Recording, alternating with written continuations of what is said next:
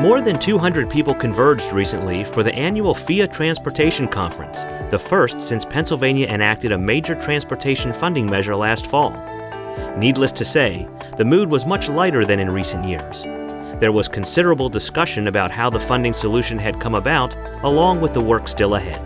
Building an organization where we had loyal membership, all pulling in the same direction, communicating with each other, and working together was really what it was all about. I think the other key thing is when we were faced with half a loaf, we said, no, that won't work. We're opposed to that. We need at least the $2.5 billion, and we stood together. What's next is we had a number of people who took tough votes for us in the General Assembly, and the first thing we have to do is work with them and make sure that the public understands that their vote was good for safety, convenience, and quality of life in Pennsylvania. While PennDOT and public transportation agencies receive much of the attention, even the Pennsylvania Turnpike benefits from the funding measure, known officially as Act 89. We're back in the new capacity business once again.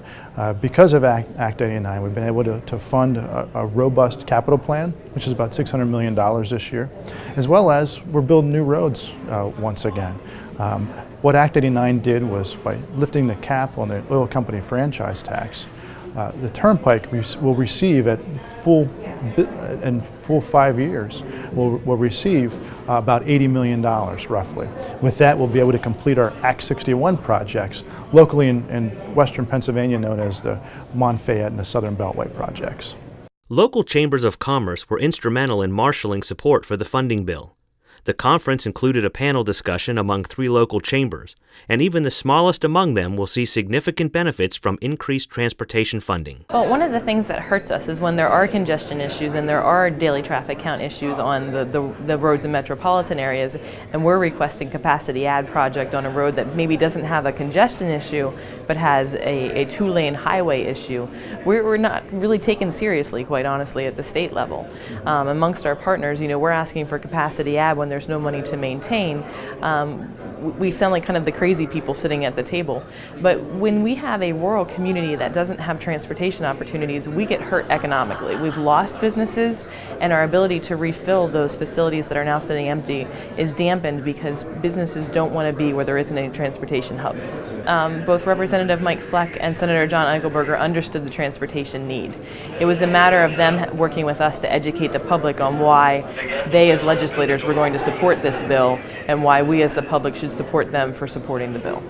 Former Governor Robert Ehrlich of Maryland, who helped advance a transportation funding bill in that state during his term, brought a seasoned perspective on transportation needs and shared his view of how the public can move federal policymakers toward consensus in Washington. It's a complicated question, but there's really 2 parts to it. One is funding, and the other is public education. Funding, people generally get, at the point I made inside today, people get dedicated sources of revenue. They see tangible results. They see the bridge being fixed. They see the new lane on the Beltway. They see the new bypass. As long as those dollars that are allocated are spent according to how they're meant to be spent, people will buy it. The more difficult part is just bringing the respective quote-unquote sides together, and it's interesting because you don't have sort of strong philosophical partisan divide here. Republicans and Democrats all want good transportation, strong infrastructure, all that. But it's public education, and this is what we do. This is a core function of government. As I said, these are where the dollars come from. These are where the dollars are being spent. And now Republicans and Democrats and labor and business, people tend to fight, need to come together, and that's really the difficult part of it. But people can drive this issue, obviously, and smart politicians will get people to drive the issue. The conference featured a presentation by Carnegie Mellon University, whose technological work is at the forefront of improving highway safety. The ultimate answer? A driverless car. Don't chuckle, human error is far and away the most common factor in vehicular accidents. And the technology to take us out of the equation is much farther along than you may know. Right now, you're seeing a lot of technology in the vehicles where you can have adaptive cruise control and lane assist, traffic jam assist. So these are adaptive, these are autonomous applications in vehicles that we're seeing today.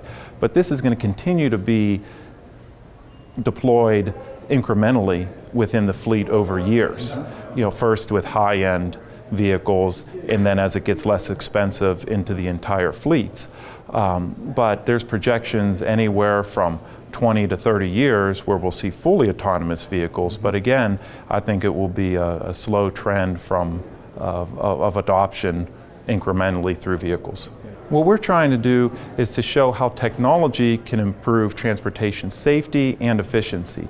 So not just using traditional transportation engineering applications, but how you're using information technology, things like robotics and data management and data analytics to be able to help transportation be safer and more efficient, not just for vehicles, but for all travelers. Driverless cars or not, the future of Pennsylvania's transportation system is much brighter today than it was just a few months ago. For regular updates on what PennDOT Secretary Barry Shope calls the decade of investment, check in often with PHIA, your go-to source for transportation information.